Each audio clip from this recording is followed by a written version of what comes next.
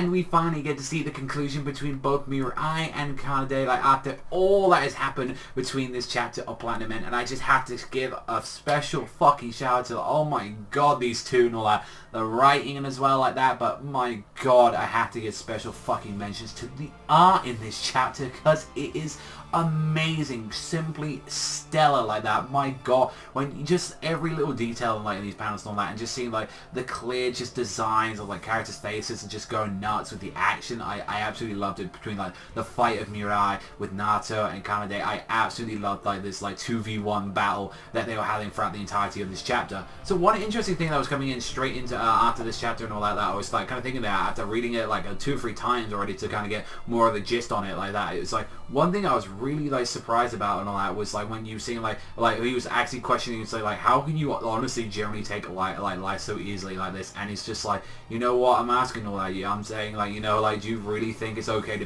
kill people? I'm asking you that. Like, answer me this simple question. And he's just like, are you a kid or something like that? It's like, it's not okay to kill people. Life is more valuable than anything else in the world. Are you happy now? And he's like, oh, there's no use talking to you, huh? Like that. It's like, you understand it's not okay, so why do you do it? And it's like, well, I want to be God. That requires sacrifices, but I will keep that like intent to keep it to the minimum necessity. And it's like, you know, and it's like, you know, and he's like, but you're telling me someone comes out, God candidates kill each other, and the last survivor becomes God. No one said so, right? And it's like, true, that's just the way I chose to decide it. And it's just like, and I'm thinking this, and I'm like, my god, this is like the details. Like, they could have just told him, we all had to have a nice debate on the table and talk about this and go through this shit and all that.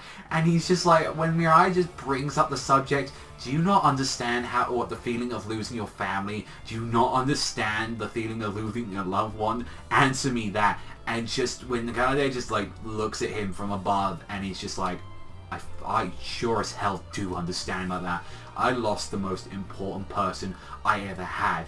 I understand that pain more than anyone. I understand it so well, it hurts me thinking about it so damn much. So why? And that is why I am going to become God. And honestly, this feels like definitely bringing into the elements and like that. Like his whole plan is to bring back his sister. Like, honestly, and seeing like how she was in like the end, like when we saw like a couple of chapters ago where she was like kind of like cryogenically frozen, like it just reminded me a lot of Mr. Freeze from like the Batman anime series. Like seeing that, like definitely when they expanded on his like story as well on like the movie that they did, like the Sub-Zero, it really reminded me of that. Like I was thinking like, this guy's kind of like Mr. Freeze at some points, where it's like, is this what he's going to be, like some tragic guy that is like, at the end of the day, he's not doing it to like rob people or just make people miserable. It's like, he just interpreted like, I had to do this, I had to go and say that, and he was just like, I'll do anything to protect my sister, or in Mr. Freeze's case, I'll do anything to like, you know, bring back my wife. Like that was his like sort of change. And I love that Naruto and him were like, yeah, we can't reason with the guy and all that. It's like, yeah, Mirai, although it's getting a little bit annoying now, where he's like, you gotta understand though, we're in a good, you know, there's morals and all that. It's like, I'm very like looking forward to Mirai probably either A, snapping,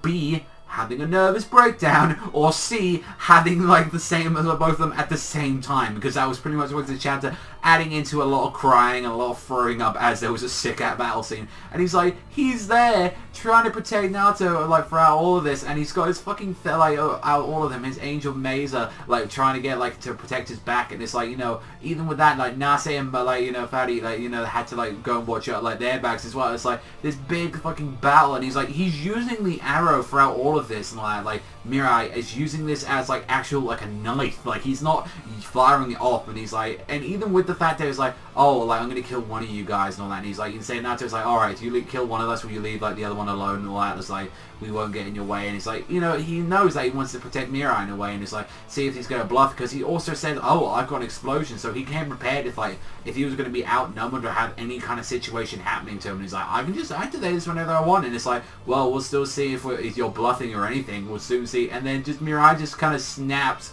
like, and goes after him when he was now about to shoot him. He's like, no, I can't let him die. I'm not going to allow anyone else die this like, day and all that. He's like, I'm going to stop you as well with this explosive, and it's like, going in, trying to stab, and it's like, he's using it generally, like, the actual arrow to block it, and it's like, even Thady, it was like, oh, I actually generally didn't know you could use it like that, because it may, now that she thinks about it, it makes sense, because you're supposed, like, the way how you use, like, the weapons and all that, they're not from this world, so it makes sense that the two weapons from the same kind of, like, plane of existence would actually clash with one another and have some kind of effect, and it was like, pretty much like how swords just clashing off one another would actually be, like, that's how it'd be, and I love that Naruto uses this excuse after having, like, this sick fucking battle with each other, like, flying and dashing through the air, and he's, like, literally there, freaking out and just fucking, like, now to throw up. Fucking Naruto comes behind the fucking guy and generally pulls out his guns that he had in a holster and just started blowing his fucking brains out, trying to blow it out. It's like, shit, this guy had fucking armor on and like that. He had, like, some bulletproof armor, and he's like, he was able to crack it a bit,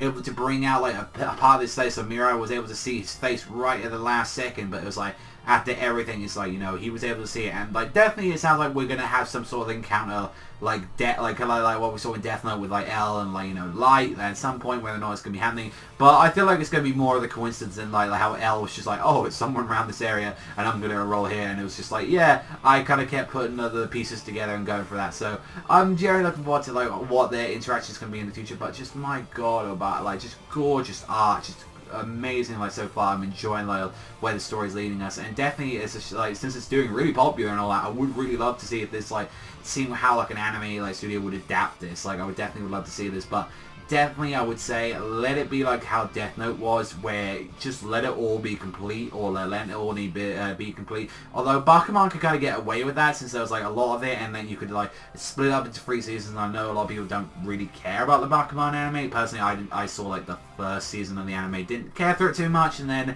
like, saw maybe 2 episodes of, like, the second season, and then just didn't watch anymore because I knew. And then season 3, like, apparently they skipped an entire, like, arc or, like, a character in the series. So yeah, there was, like, a lot of weird stuff with that, but overall I really did enjoy this chapter and all that. Like, definitely had some really interesting stuff. So overall, I am going to give this one an 8 out of 10. Let me know what you guys think in the comment section down below. What do you think about this Platinum End chapter? But that's all for me. Thank you much for watching as always, and I'll see you beautiful bastards though next time.